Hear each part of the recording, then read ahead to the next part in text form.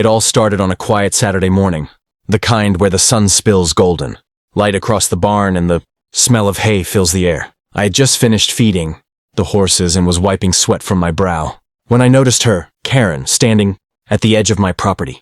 If you've ever met a Karen, you know the look, a mix of self-righteous determination and an air that screams, "I'm always right," but nothing could have prepared me for what she was about to do. Karen, clipboard in hand, marched up to the barn with the kind of confidence reserved for people who believe rules bend just for them.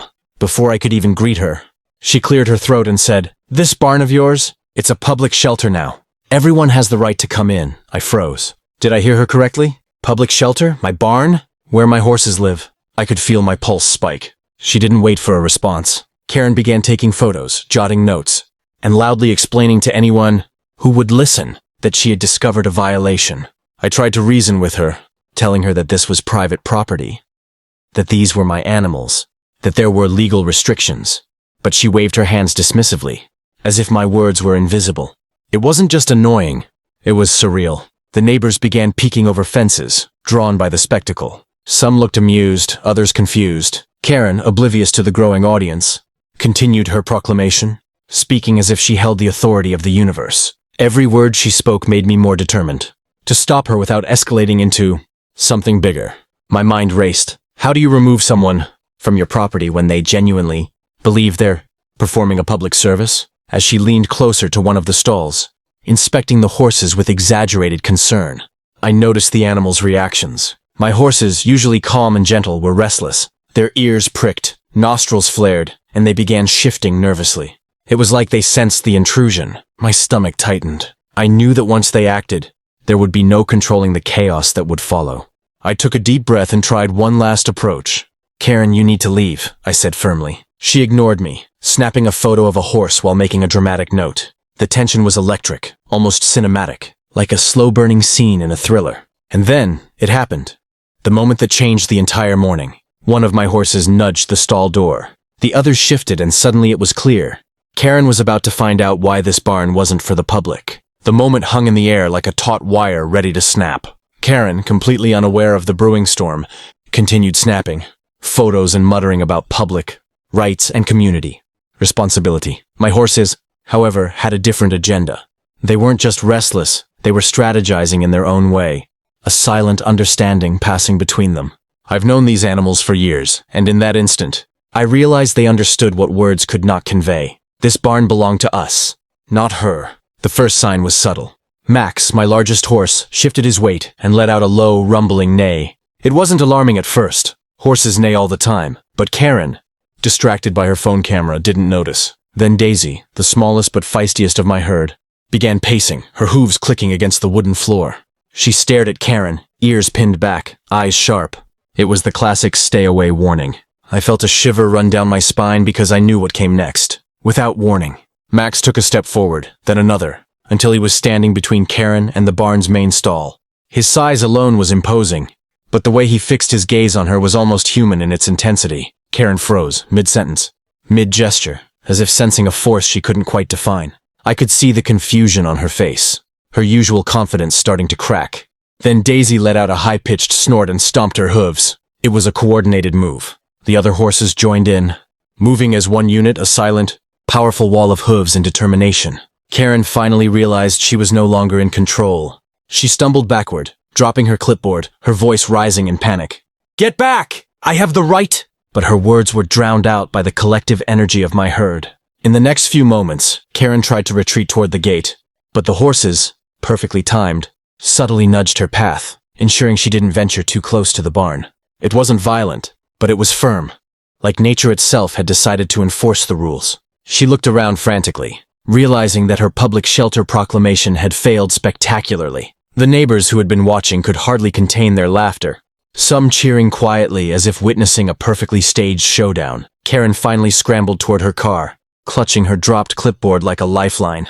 My horses returned to their stalls as if nothing had happened, calm once again, the morning sun reflecting off their glossy coats. I stood there, catching my breath, amazed by what had just unfolded. It wasn't just about protecting property.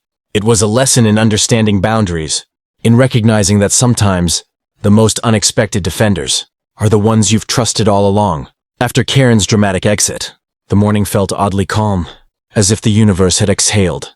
But in a small town like ours, nothing stays quiet for long. Word of the barn showdown spread almost immediately. Neighbors whispered over fences, exchanged texts, and shared videos on social media. Within hours, what began as a personal confrontation had become a full-blown neighborhood spectacle. And somehow Karen's public shelter declaration had turned her into the laughingstock of our block. I walked around the barn, checking on the horses. They were calm, grazing quietly. Their earlier energy dissipated. I patted Max's massive neck, still in awe of his protective instinct, and Daisy nudged my shoulder as if seeking acknowledgement for her part in the operation. It struck me then that animals have a way of showing loyalty and intelligence that humans often underestimate. These horses weren't just my pets, they were guardians, silently enforcing the rules of their domain. Meanwhile, Karen wasn't done.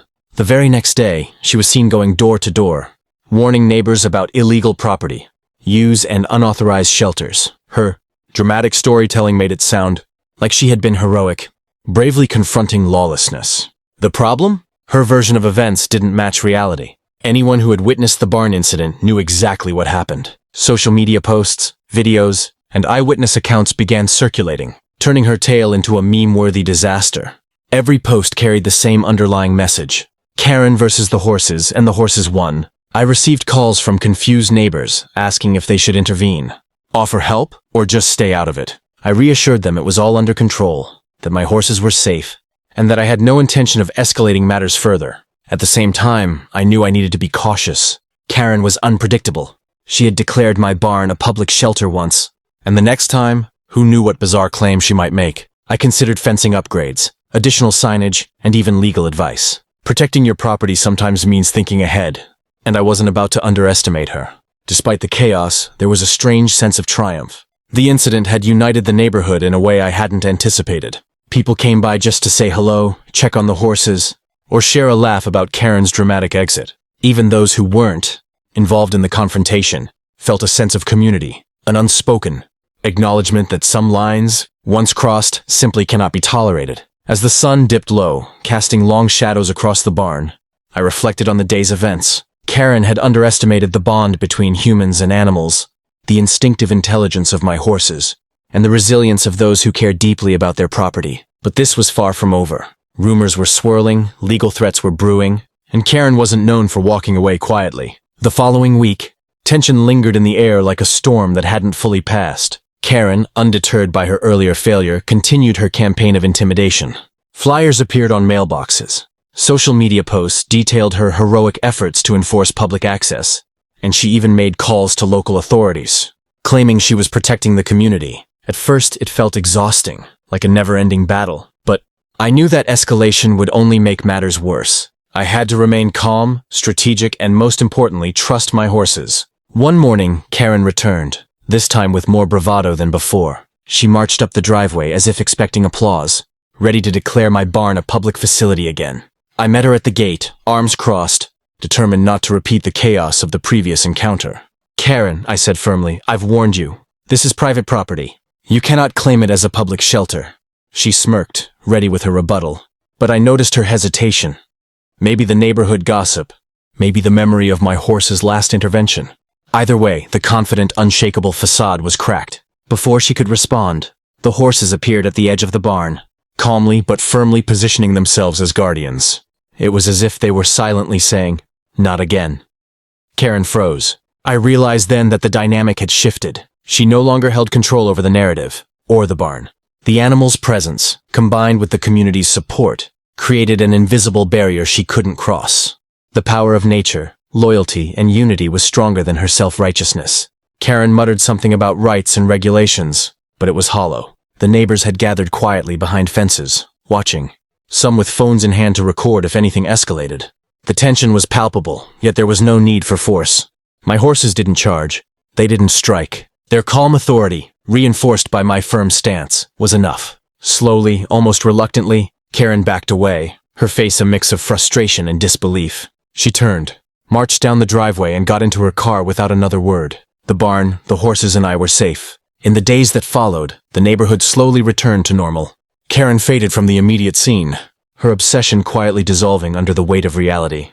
Life returned to the barn, the horses grazing peacefully, the sun casting its golden glow over the hay and wooden beams. There was a profound sense of relief and quiet triumph. It wasn't about defeating Karen personally. It was about protecting what mattered, respecting boundaries, and trusting those who stand by you, even if they have 4 legs and a mane. The experience left me with a story that would be retold for years, a lesson in patience, courage, and the unexpected guardianship of animals. And every time I glance at the barn, I can't help but smile, because some defenders come in the most surprising forms. If you enjoyed watching Karen get what she deserved, make sure to hit that subscribe button, smash the like if you love horse justice, and drop a comment telling us what you would have done in my place. Don't miss the next crazy HOA showdown!